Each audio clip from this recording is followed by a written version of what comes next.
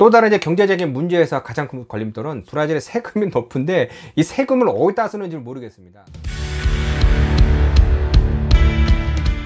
그러니까 어느 나라가 잘 사는지에 대해서 평가를 하려면요, 뭐 인간 개발 지수부터 시작해서 뭐 노동 시간, 또 교육률 뭐 이런 걸 다 합산해서 평가를 해야 됩니다. 그러니까 그런 걸 봤을 때 브라질의 가장 큰 걸림돌 중에 하나가 뭐 세금도 높고 또 노동자들의 임금은 굉장히 낮고 널뛰기 않은 환율, 이러다 보니 국민이 어디 보고 달려가서 내가 성공해서 돈을 벌어서 뭐 성장했다, 이게 하기 굉장히 어려운 겁니다.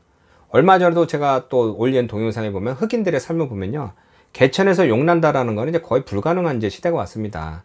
그것을 넘어가기에는 이제 굉장히 이제 힘든 이제 부분이 있고, 그냥 어떻게든 이제 먹고는 살아야 되는데 그게 자꾸 어렵다 보니까 정부에서는 자꾸 이 포퓰리즘이라 하죠. 누군 뭐 좌파라고 말씀하시는데 그게 아니라 정부에서 개입하는 겁니다. 정부에서 야, 안 되니까 얘 월급도 좀 올려주고, 얘 뭐 세금으로 뭐 도와주고 뭐 해주고, 뭐 병원도 다 공짜, 또 아니면 뭐 교육도 공짜, 뭐 이런 식으로 자꾸 하다 보니까 쓰임이 자꾸 커지다 보니까 정부는 규모가 점점 커지면서 세금을 더 걷어들이고, 기업들에서는 다른 나라와 달리 세금을 너무 많이 내다 보니까 이게 경쟁력이 없어지는 겁니다. 그럼 결국은 어떻게 하냐? 탈세? 옛날엔 많이 했죠. 근데 지금은 탈세가 아니라 절세를 하는 겁니다. 어떤 절충안을 내놔서 정부하고 협상을 하던, 공장을 이전하던, 사람 채용하던 뭐 이런 여러 방안을 통해서 세금을 거의 안 내게 절세를 받는 겁니다. 그러다 보면 정부는 어떻게 됩니까? 돈을 내는, 걷어들이는 데가 없죠. 세금을 내는 사람이 적다고 했고, 세금을 내는 게 중상층 되는 사람들이 있는데, 이 사람들 전체 세금을 다 내는데, 이 사람들은 뭐냐? 뭐 한국 돈으로 뭐 2, 300만 원 뭐 월급을 받는다고 다 세금을 내야 되는 겁니다, 이 사람들이.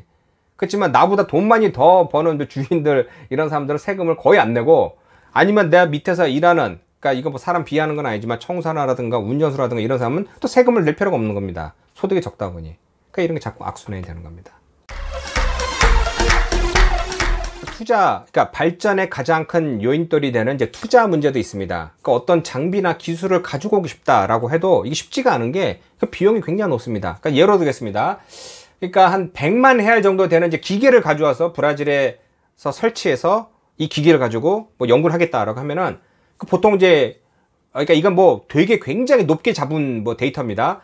그러니까 뭐 공업세가 그러니까 수입 관세가 30%, 공업세가 5%, 또 뭐 유통세가 18%, 그 다음에 사회보장세가 이제 9.2%, 이렇게 되면은 모두 다 합치게 되면 74만 헤알이 되는 겁니다. 그러니까 제품이 100만 헤알이면은 74% 되는 겁니다, 세금이. 그러니까 원래 이것도 높게 잡은 건데, 뭐 어떤 연구소나 어느 기업이나 하냐에 따라서 뭐 이런 게 다 없어집니다. 그러니까 수입 관세도 없어지고 뭐 공업세도 없어지고 하는데, 어쨌든 간에 이런 것을 다 합치게 되면은 보통 그냥, 야, 그럼 100만 헤알이니까 그럼 내가 거기서 한 74%만 내면 그럼 2배 정도 세고 그럼 가져오면 되겠다 하는데, 이게 아니라 이 모든 것을 아까 것처럼 중복된다고 그랬죠. 모든 이제 세금이 중복되고 하다 보면은 그냥 보통적으로 되면은 이게 거의 배가 됩니다. 그래서 100만 헤알인데 나중에 들어오면요 233만 헤알이 되는 겁니다. 그러니까 2.3배가 되는 거죠.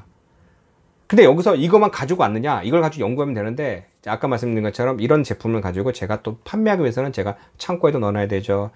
또 운반비도 들어야 되죠. 또 제가 만약 수입을 했으면은 도매한테 넘기고, 도매에서 소매로 넘겨야 되죠. 소매가, 도매가 이런 거 다 합치게 되면 마진을 줘야 될 거 아닙니까? 10%, 20%, 30% 주게 되면은 결국에 가서는 이게 한 4배가 되는 게 쉽게 되는 겁니다.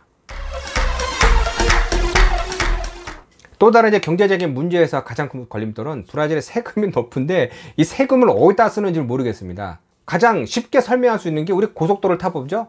고속도로 타면 쫙 잘 깔린 곳이 많습니다. 왜?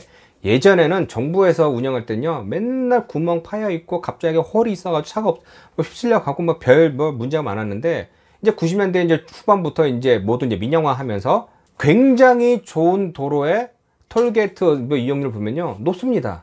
굉장히 높아요. 왜? 브라질 물가나 이렇게 삶의 비교를 보면 굉장히 높습니다. 근데 그 톨게이트를 이용하는 사람들은 저도 그렇고 그냥 잘 씁니다. 왜?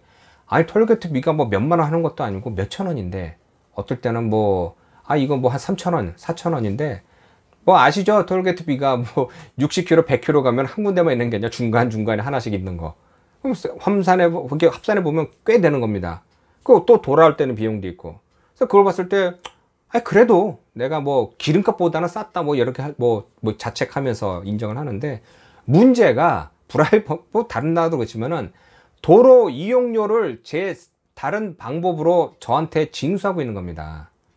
그러니까 1년에 한 번씩 자동차 등록, 보유세, 또 뭐 보험, 뭐 여러 가지 세금이 많습니다.